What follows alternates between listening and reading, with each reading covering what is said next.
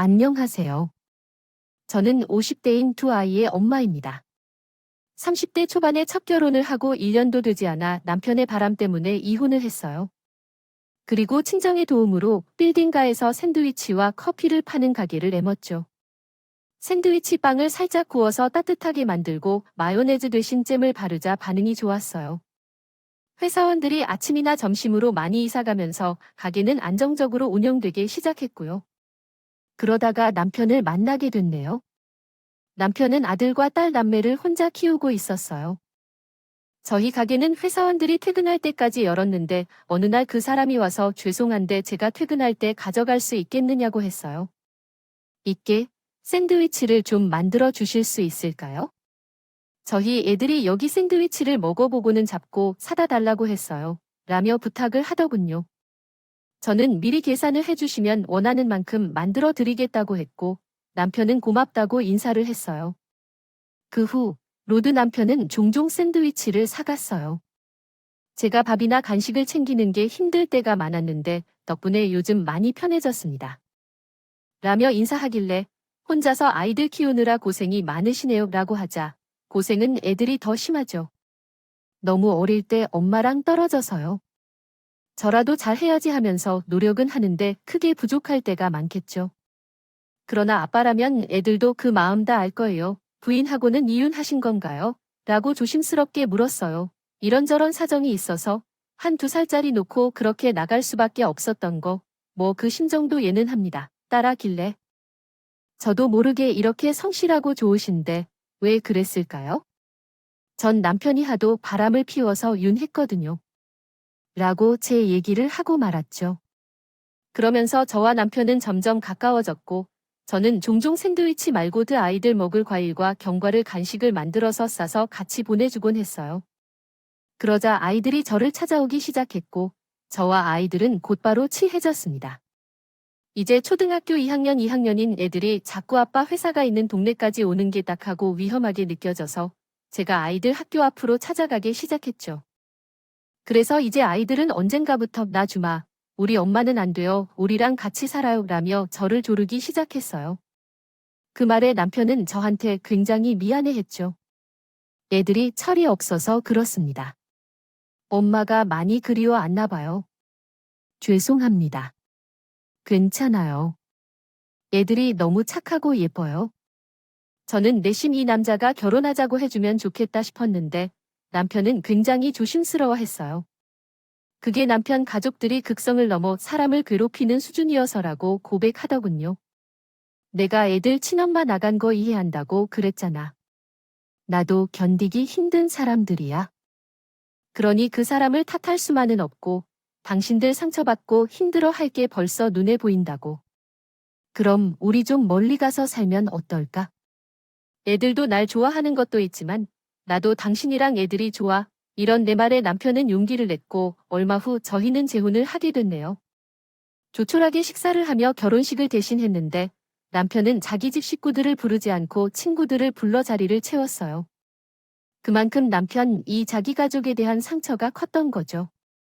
그리고 어머니는 남편의 친목, 아니라던군요. 신호도 어머니가 데려온 딸이고요. 아버지가 돌아가시고 두 사람과 연락을 안 하는 것도 이해는 됐어요.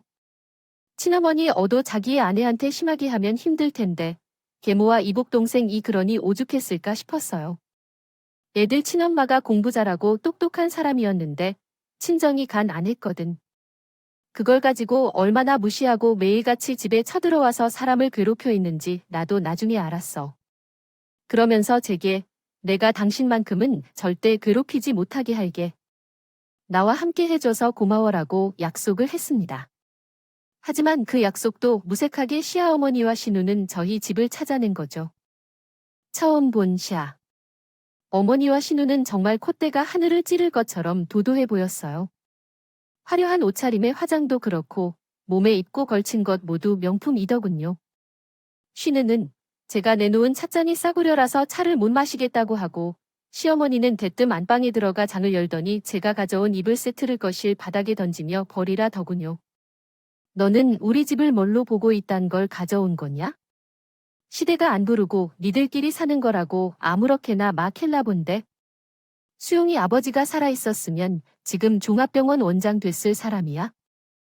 우리 집안이 이런 집안인데 감히 네가 이런 걸로 때우려고 들어라고 했고, 신우는 냉장고 안에서 과일을 꺼내 들고 어머니에게 좋은 건지 글만 먹으려고 깊숙한데 감춰둔 거 봐, 엄마. 얘 눈속임 하는 걸 수 있으니까 거기 서랍장 다 열어봐라며 안방으로 쳐들어와서 화장되며 보석함을 최자 들쑤셨어요. 그리고는 남편이 결혼 기념으로 해준 목걸이 반지 세트를 챙기길래 제가 나서서 그건 애들 아빠가 저한테 준 선물이에요 라고 하자 신우가 끈댔던 왜 우리한테 선물 안에 너 수영이 급해서 상무인 거 알고 접근한 거지 그래놓고 어디서 날로 들어와서 등골 빼먹고 살려고 들어라며 말도 안 되는 소리를 하며 난리를 쳤어요. 결국 시어머니는 네 선물 되찾고 싶으면 우리 일 복하고 밍크코트, 친주 목걸이, 귀걸이 이렇게 세트로 해서 가지고 찾아와 안 됩니다. 그런 게 아니면 국물도 없어 라고 했어요. 저는 때마침 딸아이가 집에 왔길래 아이를 보호하려고 알겠다며 두 사람을 얼른 돌려보냈어요. 그런데 그날 다른 때보다 훨씬 늦게 온 남편이 시험 마니와 신우가 가져갔던 결혼 선물들을 가지고 왔더군요. 이걸 당신애 어떻게 희되게 갔었어? 어떻게 알고 했더니 딸아이가 집에 온 할머니와 함께라며 끝내 이야기했어요. 고모를 보고 아빠한테 전화를 했다는 거예요. 애들이 어려도 알건 다 알아서 할머니랑 고모가 엄마 괴롭힌다고 울고불고 하더라고. 당신 그런 일이 있었으면 나한테 전화를 했어야지. 그걸 왜 꼼짝없이 당하고만 있어? 나는 당신이 그런 걸 다 참다가 떠날까 봐 그게 더 두려워. 미안. 나는 어쨌든 시어머니랑 신한테 인사도 못했었는데 차라도 대접하고 보내려고 했던 건데 정말 그럴 줄은 몰랐어. 내가 괜히 지민이 지성이 걱정시켜서 미안해. 다음부터는 내가 잘할게 라고 했고 남편은 다음 날로 집을 내놓고 2차 갈 곳을 알아봤어요. 저희 가족은 시댁에서 쳐들어오고 한 달도 안 돼서 수도권 마켓 바란 곳으로 이사를 갔어요. 남편은 몇 번이고 찾아오려는 어머니와 신호를 막았고 집 앞까지 찾아와서 제가 남편과 시댁을 이간질했다며 난리를 쳤을 때는 경찰에 신고한 적도 있었어요. 그래도 당신 어머니하고 눈 안 돼 신고해도 괜찮아 집안 물건 다 들쑤셔놓고 지들이 가져가고 싶은 거 가져가고 그런 일도 다 하고 싶어 가족이라고 해도 지켜야 될 선이 있는 거야? 그 선을 모르면 이렇게 해서라도 알게 해야지. 남편을 아주 단어 있어요. 그러자 시어머니와 눈을 점점 전화도 하지 않았고 집에 찾아와 난동을 부리는 일도 없어졌어요. 그렇게 10년 가까이 지냈던 것 같네요. 남편과 저 그리고 아이들은 평온하게 잘 지냈어요. 그런데 남편이 조금씩 아프기 시작하더군요. 자주 피곤하다고 하고 몸무게도 쑥 빠지더니 급기야 회사에서 탈진해서 쓰러져 병원에 실려가는 일이 생겼어요. 연락을 받고 응급실로 달려간 전에 의사에게서 정밀검사를 받아야 한다는 말을 들었어요. 나쁜 병이면 어쩌나 마음을 졸이는 제게 남편은 별일 아닐 거라고 걱정 말라고 했지만 검사 결과는 위암이었어요. 정말 마른 하늘의 날벼락이었죠. 이제야 행복하게 살아보다 했는데 남편이 암에 걸렸으니까요. 나을 수 있다는 희망을 가져보려고 애를 썼지만 남편의 상태는 갈수록 나빠져 가기만 했어요. 저는 돌아가신 시아버지와 알던 분들에게 부탁을 해서 그 분야에서 소문난 암 전문의를 다시 만나 진찰을 받고 검사를 했어요. 하지만 새로운 항암 치료를 해보려고 할 때 남편은 세상을 떠났어요. 남편의 영정사진을 앞에 두고 혹시라도 내 노력이 부족했던 건 아닌가 몇 번이고 지난 날들을 돌이켜봤어요. 좀 더 잘할 걸, 좀 더 애써봤을 텐데 하는 마음만 남았고 모든 게 후회스럽고 애통했어요. 아이들을 끌어안고 울고만 있는데 시아, 어머니와 신호가 들이닥쳤어요. 두 사람은 검은 옷을 입고긴 했지만 손톱에 바른 매니큐어는 그대로였어요. 표정을 보니 꼭 이때를 기다렸다는 것 같았고 바로 저를 몰아내고 자기들이 상주 자리에 들어서 더군요. 그리고 문상객들도 다 있는 데서 한다는 말이. 수영이 회사에서 돈은 얼마나 나온드니? 그것까지 네가 갖겠다고 나서는 건 아니겠지? 너한테 님이 니들이 살던 집이 있잖아. 그거 없으면 갈 곳도 없을 테니 그건 놓아두마라는 거였습니다. 마치 선심이라도 쓰는 것처럼 말이죠. 그게 무슨 말씀이세요? 고인 앞에 꽃 한 송이 놓기도 전에 돈 얘기부터 하시는 거예요. 아무리 친어머니, 친누나가 아니었다고 해도 너무 하시네요. 정말 라고 하니, 누가 나서서, 그러는, 너는 애들 친엄마라도 되나 보다.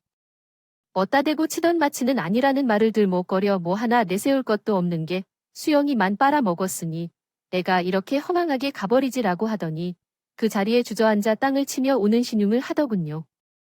저것이 내 동생 잡아먹은 내의 시어머니는 제 멱살을 붙잡고 너 우리 아들 앞으로 된통 장만에 누 몇 개라던데 얘 거기다가 추식도 있고 포함도 있고 그거다 네가 갖겠다고 애들 붙잡고 생쇼하는 거잖아. 진짜 사람들 앞에서 망신당하기 전에 물러나는 게 좋을 거였어요. 그걸 본 제 친정 식구들이 시어머니와 신우하고 한바탕 싸워. 코저는 애들이 상처받을까 걱정되어 아이들을 데리고 밖으로 나갔어요. 그리고 어떻게 장례를 치렀는데 지 아직도 기억에 잘 나지 않네요. 심적으로, 나 신체적으로 너무 힘들었고 애들이 신경 쓰여서 시댁. 식구들이 행패를 부리지 못하게 장례식장에 따로 얘기까지 해야 했죠. 겨우 납골당에 안치하고 집에 돌아오니 시어머니가 와 있었어요. 이제 제대로 얘기 좀 해보자. 너 수영이 앞으로 돼 있는 거 다 내놓고 이 집이라도 건지든가? 아니면 이 집도 뺏기고 거지꼴로 쫓겨나? 둘 중에 택해 애들 집에 있어요. 꼭 이러셔야겠어요. 이제 맏아빠 보내고 온 애들 앞에서 이게 무슨 짓입니까? 애들, 되게 생각하는 척한다. 너 내가 수영이 친엄마가 아니라서 이런다며? 그럼 너는 뭐니? 너도 애들 친엄마 아니잖아. 너야말로 수영이 돈 때문에 이러한 거면서 누구 보고 큰 소리야? 그러자 방에 있던 아들이 나와서 진짜 이게 뭐예요? 할 말이가 뭔데? 우리 집에 와서 맨날 엄마 괴롭히고 말도 안 되는 소리만 하는데요. 할머니는 언제 우리 생일이라고 전화라도 한 통 해보셨어요? 진짜 무슨 할머니가 이래. 라면 소리를 질렀고 시어머니는 너 아주 애들 교육 잘 시켰다. 저 어디서 어른들 얘기하는데 나와서 싸가지 없이 코레고레 소리나 지르고 아주 집안꼴 잘 돌아간다. 라고 더 크게 악을 썼습니다. 저는 따라 애까지 나오려는 걸 막고 아들은 달 됐어요. 애들을 위해서라도 이런 소등은 끝내야겠다. 는 생각이 들어서 알았으니까 이제 좀 돌아가세요. 애들 앞에서 먼저 시작한 건 어머니시잖아요. 제가 하라는 대로 할 테니까 제발 가세요. 시어머니는 그 한마디라도 들은 게 안심이 됐는지 돌아가더군요. 저는 혼자 안방으로 들어가서 20초간 한참을 울었어요. 남편이 떠난 걸 슬퍼할 새도 없이 쳐들어오는 사람들이라니. 생전에 남편이 길을 쓰고 그 사람들과 거리를 둔 이유를 그제야 절실히 알게 됐습니다. 깨달았던 거죠. 저는 일단 달라는 대로 해줘야지. 이날 이에서 벗어나겠구나 싶었어요. 먹고 사는 건 어떻게든 되겠지라고 생각했죠. 제가 나가서 식당 설거지라도 하면 되는 거 아니겠어요? 저는 애들과 평화롭게 살 수만 있다면 뭐든 할 수 있었어요. 그럼 마음으로 남편 물건을 하나 둘 정리하기 시작했어요. 안방에서 남편이 입던 옷들을 박스에 넣는데 눈물이 쏟아지더군요. 1. 남편 손때가 묻은 물건들을 볼 때마다 눈물이 흘렀지만 마냥 울고만 있을 수는 없어서 서둘러 남편 서자로 갔어요. 남편 책상 서랍에서 물건들을 꺼내는데 두툼한 서류 봉투에 민경이에게 라고 제 이름을 써놓은 게 보였어요. 봉투 안에는 제 앞으로 남긴 편지가 있었어요. 당신이 나 없으면 어떻게 할지 벌써 다 보이는 것 같아. 절대로 어머니나 누나한테 아무것도 빼앗기면 안 돼. 내가 여기 남긴 번호로 전화해. 그 사람들은 생각 못했을 사람이 당신이 도와주기로 나랑 얘기했어. 저는 날이 밝자 바로 그 전화번호로 연락을 했어요. 혹시 홍선미 씨 되시나요? 김미경 씨죠. 제가 전화번호 저장해 놨어요. 그쪽에서는 제 전화를 받고 바로 저희인 걸 알더군요. 약속 시간을 정하고 만나러 갔더니 홍선미라는 사람은 변호사였어요. 그 사람은 제 앞에 변호사 명함을 내놓으며 제가 보육원에서부터 임수영 아저씨한테 후원을 받아서 변호사가 됐거든요. 저는 지금 대형 로펌에서 일하고 있고 고인 생전에 정식 의뢰를 받았어요. 남편의 암 선고를 받고 저와 아이들이 걱정됐고 믿을 만한 변호사를 소문하다가 K대 법대를 같은 선미 씨가 로펌에서 일하는 걸 알게 됐다고 해요. 아저씨 덕분에 대학도 편하게 다니고 로펌에서도 괜찮은 변호사로 일하게 됐는데 이렇게라도 제가 도움이 될 수 있다니 저도 마음이 좀 가벼워지는 것 같아요. 저는 시댁에서 애들을 데려갈까봐 걱정이 돼서 혹시 지민이랑 지성이는 어떻게 될까요? 라고 하자 김민경 씨의 절대 이 사람들한테 찌면 안 돼요. 그간 먼저 간 아저씨도 정말 원하지 않았어요. 나무 괴롭히니까 지금 타내주면 애들하고 편히 살 것 같죠? 아닙니다. 나중에 또 와서 무슨 수를 써서라도 살고 있던 집까지 빼앗아 갈 거예요. 그러고도 남조, 세상이 그래요? 정신 바짝 차려야 돼요. 그리고 돈이 있어야 애들 마음껏 누리게 해주죠. 돈이 전부가 아니라고 하지만 애들 양육비를 무시할 수 없어요. 이제 곧 자녀들이 대학에 갈 텐데 어떻게 할 생각이에요? 자녀들이 아무리 벌어서 다니더라도 그 돈을 어떻게 감당할 거예요? 이렇게 돈을 빼앗길까봐 아버지가 제게 이렇게 말씀하더라고요. 삶은 단단히 짊어지기 위해 시간이 필요하다고요. 선미 씨는 녹음기가 담긴 펜을 주면서 시어머니와 신혼이를 만날 때 늘 같은 자리에 꽂아두라고 했어요. 저는 시키는 대로 했죠. 시어머니와 신혼이 대화하는 모습을 녹음해줬어요. 네가 다른 사람의 아들을 데리고 가서 탈거들 붙여 먹은 만큼 내야 해. 니는 여기서 어떤 권리도 없어. 만약 내가 마음만 먹으면 지금 거실에 있는 것들도 다 쓸어버릴 수 있어. 이해하냐? 라고 억지로 꾸짖을 때도 있었고 어느 날은 보험 서류를 찾는 것을 막기 위해 머리카락을 잡았다가 목을 움켜잡는 일까지 있었어요. 그런 서류들은 다 변호사들 대동으로 했을 때 각오하기로 한 건데 왜 미리 가져가겠다고 하시는 거예요? 이게 진짜 못 살아에서 배운 것도 없나? 어른들한테 꼬박꼬박 말대꾸나고라며 신호가 제 머리를 힘들더군요. 게다가 처음에는 애들을 키운다더니 시어머니 말이 달라졌어요. 애들 싸가지 없는 거 보니까 너랑 똑같더라. 우리가 데려간다고 인간 될 것 같지도 않으니까 네가 끼고 잘 살아봐라며 모욕적인 말도 막 하더군요. 그리고 양쪽의 변호사와 함께 만나는 날이 됐어요. 시어머니 쉬는 자와 같이 있는 서미 씨를 보더니 루시아듯 비웃으면서 콧방귀를 기다라고요. 처럼 어린 여자가 무슨 편 5살아 구어 그러자 선미 씨는 이런 식으로 하시면 저 진행 못 시킵니다. 의뢰인, 단속 좀 잘 아시죠? 라며 상대 변호사에게 딱딱하게 말했고 시어머니 변호사는 이러면 좋을 게 하나도 없다. 막말이 나포관한 하지 말라고 설득을 하느라 바빴어요. 선미 씨가 1m 있는 대형 로펌 변호사이고 남편이 생전에 직접 의뢰를 했다고 하니 시어머니와 신호 안색이 점점 나빠져 더군요.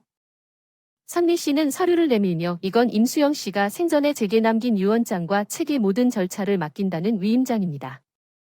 둘 다 공증받은 거고요. 여기 보시면 임승 씨 재산을 모두 지금 부인은 김민경 씨에게 남긴다고 다 되어 있죠. 여기서 인수영 씨 계모의 신발 키자 씨와 이복는 임명옥 세게 가는 것 아무것도 없습니다. 라고. 선미 씨가 또박또박 설명을 하니 그쪽 변호사는 난감한 표정을 지었어요. 그리고 시어머니한테 이건 소송의 도피 권하기만 하고 돈도 못 받을 확률이 아주 높다며 포기하도록 유도하도록 하고요. 하지만 그냥 물러달 수 있는 사람이 아니었죠. 이게 다 저 여자한테 휘둘려서 그런 거예요. 이대로 다 뺏기면 우리 아들이 하늘에서 울부짖으며 통곡할 거라고요. 라는 시어머니 앞에 제가 병원 진단서와 녹음기를 내놓았어요. 어머니하고 형님이 저를 붙들고 흔들고 쳐서 생긴 멍 때문에 병원에 가서 진단서를 뗐거든요. 그리고 이건 어머님과 형님이 제게 어떻게 했는지 다 녹음한 것이에요. 제가 녹음기를 틀자 시아어머님과 신우는 입을 딱 다물었습니다. 시어머니 변호사는 인상을 쓰며 두 손과 발을 다 들고 가더군요. 자는 두 사람에게 앞으로 어머님과 형님이 저한테 오셔서 말도 안 되는 소리하고 애들한테 뭐 역적이라 하면 저 다소등 올 거예요. 그리고 애들과 제가 입은 정신적 피해에 대한 보상까지 다 요구할 거라고요. 라고 하자 두 사람은 더 이상 아무 말도 하지 못하고 돌아갔네요. 변호사의 두 손을 꼭 붙들고 울먹이며 정말 고마워요, 변호사님.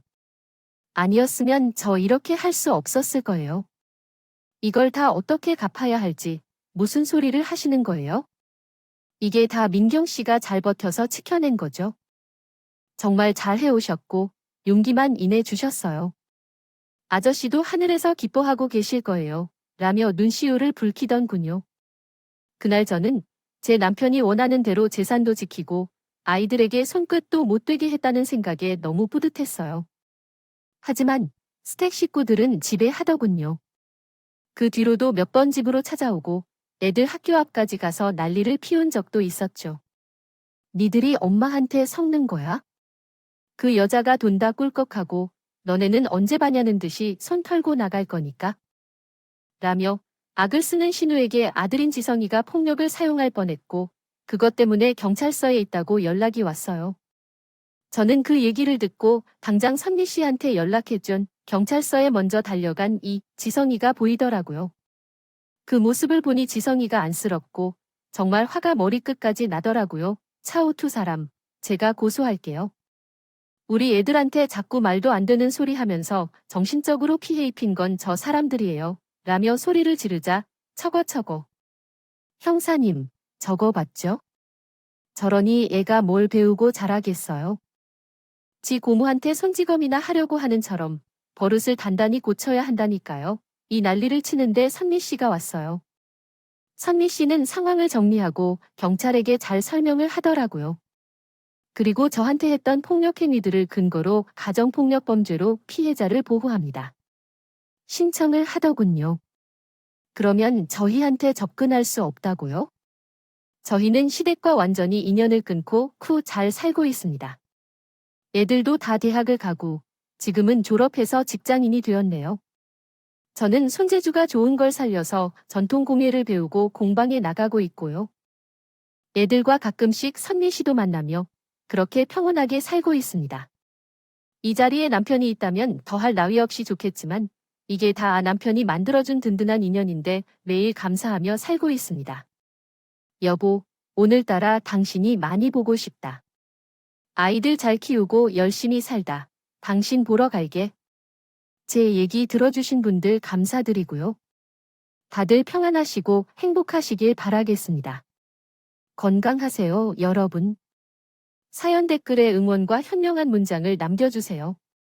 조언 부탁드려요. 좋아요와 구독은 저에게 큰 힘이 됩니다. 오늘도 좋은 일 가득하세요.